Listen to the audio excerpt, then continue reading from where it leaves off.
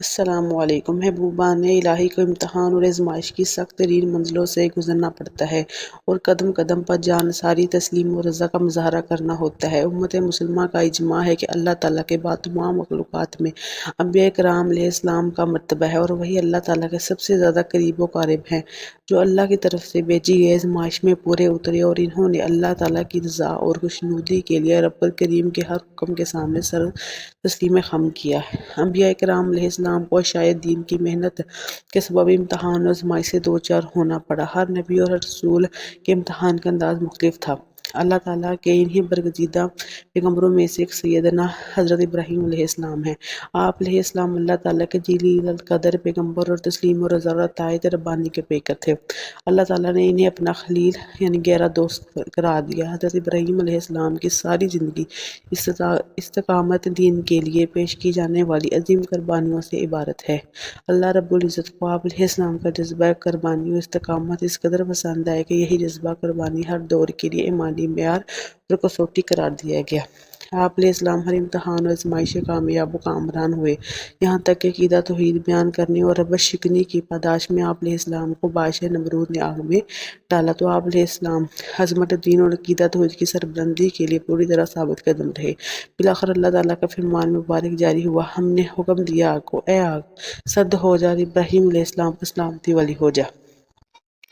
شاعر مشرق علامہ محمد اقبال نے اس حقیقت کو بہت خوبصورت انداز میں بیان کیا۔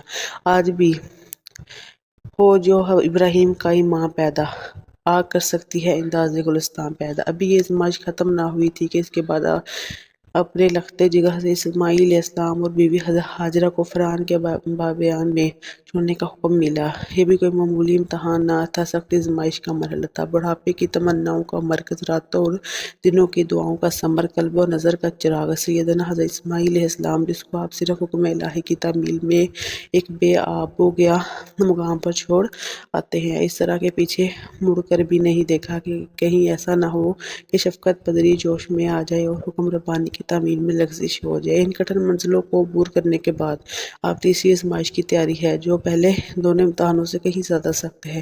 حضرت ابراہیم علیہ السلام 3 رات متواتر خواب دیکھتے ہیں کہ اللہ تعالیٰ فرما رہے ہیں، اے ابراہیم تمہاری راہ میں اپنے اکلوتے بیٹے کو قربان کر دے۔ حضرت ابراہیم علیہ السلام تسلیم و رضا اور اطاعت ربانی کا پیکر بن کر تیار ہو گئے۔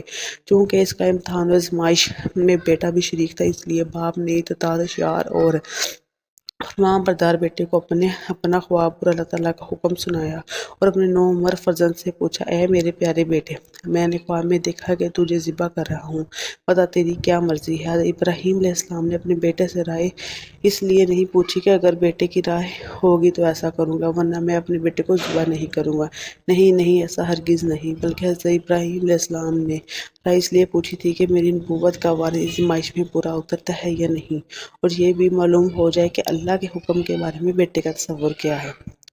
حضرت اسماعیل علیہ السلام کی فرمانبرداری دیکھیے، وہ بیٹا بھی تو کوئی عام بیٹا نہیں تھا، وہ بھی آخر خلیل اللہ کا فرزند ارجمند تھا اور اپنے والد کی طرح اول العزم، ثابت قدم، عزیمت و استقامت، تسلیم و رضا اور اطاعت ربانی کے پیکر تھا۔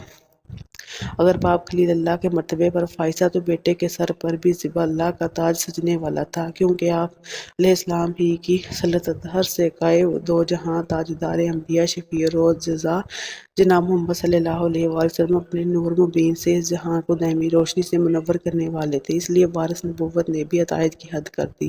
آپ علیہ السلام نے اپنے باپ کے آگے سر کو جھکا دیا اور یہ بھی نہیں پوچھا کہ ابا جان مجھ سے کیا جرم سرزد ہوا ہے، میری خطا کیا ہے، آپ مجھے موت کے حوالے کرنے جا رہے ہیں، بلکہ قربان ہو اس بیٹے پر جس نے نہایت عاجزی و انکساری سے اپنے باپ کے آگے گردن جھکاتے ہوئے جو کلمات اپنی زبان سے ارشاد فرمائے وہ قیامت تک نسل انسانی کے لیے مشرع بن گئے۔ چنانچہ آپ نے ارشاد فرمایا، اس بیٹے نے کہا، اے ابا جان آپ وہی کیجیے جس کا آپ کو حکم دیا گیا ہے، انشاءاللہ آپ مجھے ان قریب صبر کرنے والوں میں سے پائیں گے۔ یہ فیضان نظر تھا، یہاں کے مکتب کی کرامت تھی، سکھائی کس نے اسماعیل کو آداب فرزندی۔ اے ابا جان میں روؤں کا نہیں اور نہ ہی میں چلاؤں گا، اور نہ ہی آپ کو اس کام سے منع کروں گا۔ اب آپ چلیے اور اس حکم کی تعمیل میں دیر نہ کیجیے، انشاءاللہ آپ مجھے صبر کرنے والوں میں سے پائیں گے۔ اب آگے بڑھ کر حضرت ابراہیم علیہ السلام نے اپنے بیٹے کو پیشانی کے بل لٹا دیا، اور حضرت اسماعیل علیہ السلام نے اللہ تعالیٰ کے عشق میں اپنی گردن مبارک زمین پر رکھ دی، اور باپ نے چھری کو چلانا شروع کیا تو آسمان دنیا کے فرشتے پہلی دفعہ اطاعت خداوندی اور تسلیم و رضا کا یہ عالی شان منظر دیکھ کر ششدر رہ گئے۔